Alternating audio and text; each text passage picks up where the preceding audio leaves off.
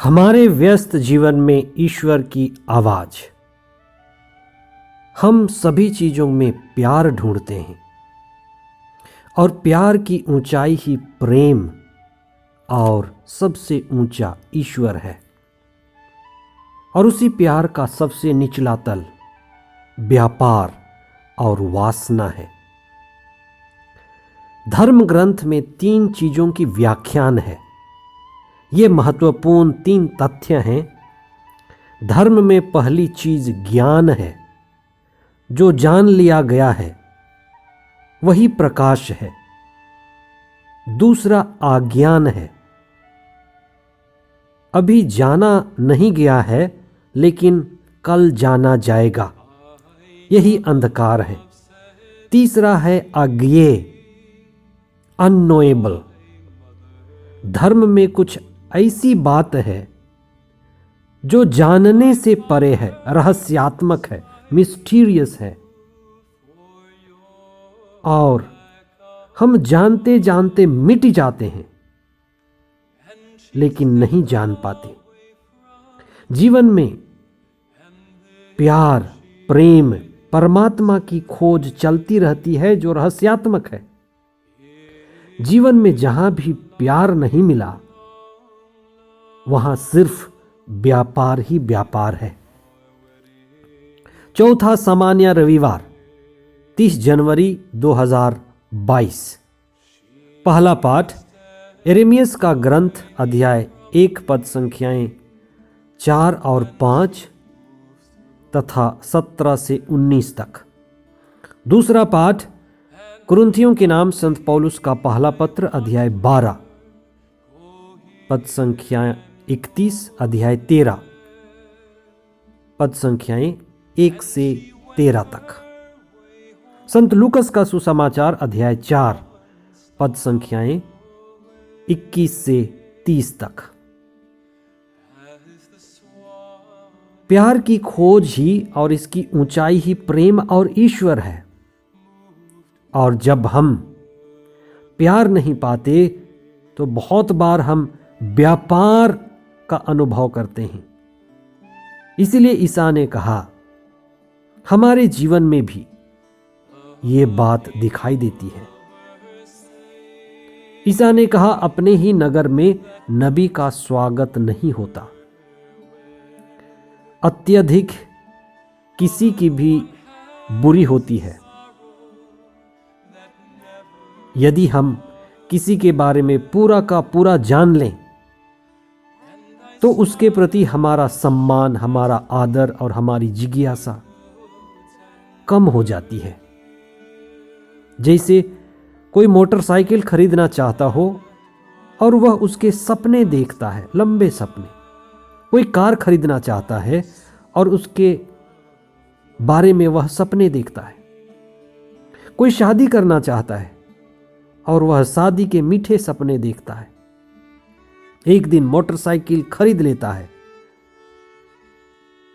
Car भी खरीद लेता है, शादी हो जाती है और ये सब होते होते उसकी सारी जिज्ञासा खत्म हो जाती है। रहस्य से पर्दा उठ जाता है और कुछ समय चलते चलते, जीते जीते घर की मुर्गी दाल बराबर हो जाती है। अगर असली प्यार नहीं तो प्यार व्यापार में बन जाता है और व्यापार यानी लाभ हानि का खेल। क्या कारण था कि प्रभु यीशु को उसके नगर के लोग नहीं स्वीकार कर पाए? सबसे पहला कारण था, लोगों में घमंड था, अहंकार की भावना थी। विशेष करके शास्त्रियों और फरीसियों में। वे उन्हें जानते थे, वे उनसे खुद की तुलना करते थे। इसलिए वे ईसा की प्रज्ञा को अपने साथ तुलना किए। वे जानते थे कि ये किसके बेटे हैं, कहां पढ़ाई किए हैं, कहां से इन्हें ज्ञान मिला। वे वास्तव में जानते थे लेकिन उसे स्वीकार नहीं कर पा रहे थे। उन्हें नबी नहीं स्वीकार कर पा रहे थे। वे पवित्र आत्मा के कार्य को जानते हुए भी नहीं स्वीकार कर पा रहे थे। दूसरी महत्वपूर्ण बात यह थी कि ईसा स्वयं को केवल इस्राएलियों तक सीमित नहीं रखना चाहते थे। कोई भी नबी अपने आप को केवल एक जाति, इस्राएली जाति तक सीमित नहीं रखा। इसलिए वे नबी थे। नबी के सभी लक्षण उनमें थे। वे सभी के लिए थे।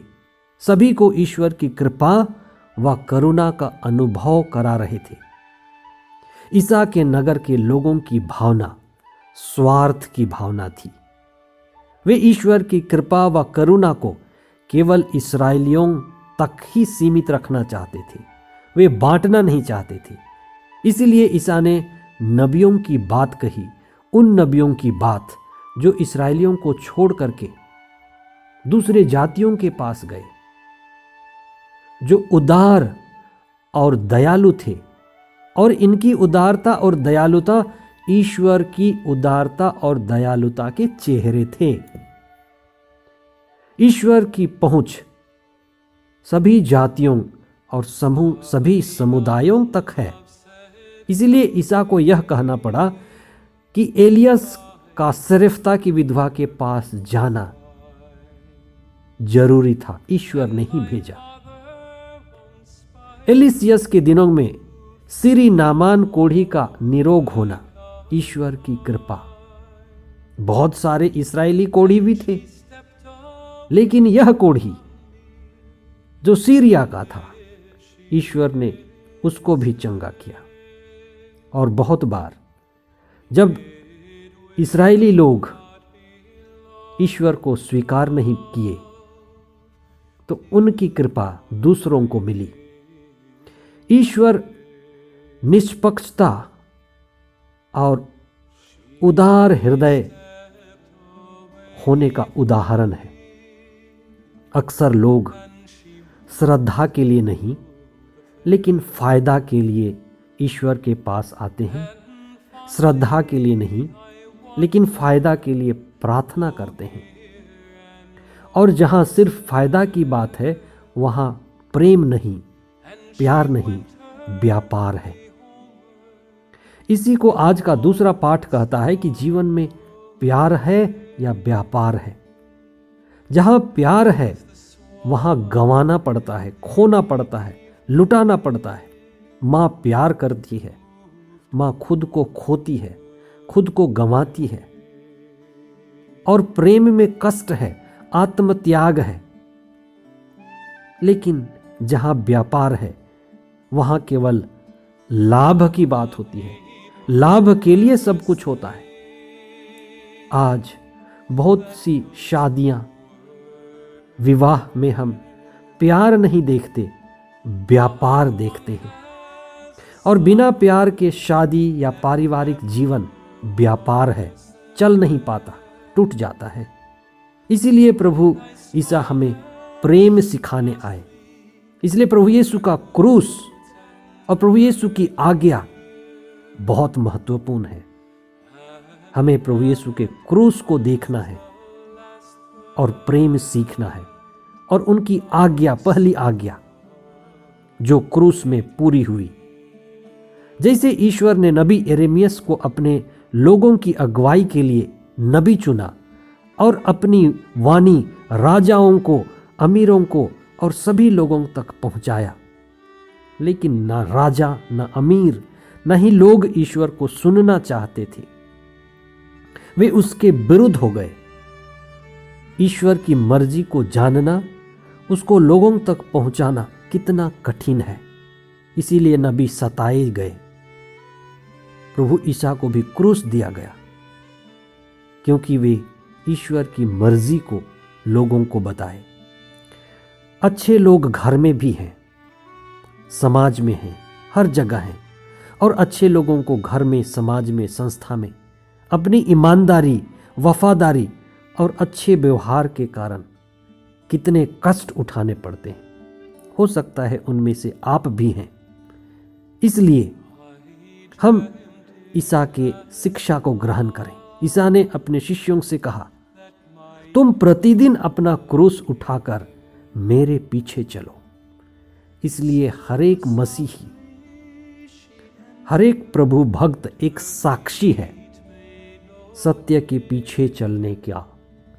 और सत्य के पीछे चलना तलवार के धार के ऊपर चलना है। आइए हम इसको अपने जीवन में अनुभव करें। प्रतिदिन अपना क्रूस उठाकर चलें, ईसा के साक्षी बने। हे प्रभु, हम धन्यवाद देते हैं हमारे जीवन के लिए और हमारे जीवन में जो कुछ भी है उसके लिए, विशेष करके हमारे विश्वास के लिए। हमारे विश्वास को बढ़ाइए और हमें प्रेम करना सिखाइए। आपने जैसे हमें प्यार किया, क्रूस का प्रेम जहां पर आत्मत्याग है, यही आत्मत्याग हमारे जीवन में आए। हमारे जीवन में आत्मज्ञान, आत्मचेतना बढ़े कि हम पिता ईश्वर की मर्जी जाने और उसको पूरी करें। हमारे बीच जो भी नफरत, दुश्मनी और लड़ाई झगड़े की दीवार है, उसको हम प्रेम पूर्वक और आपकी कृपा से सुलझा सकें।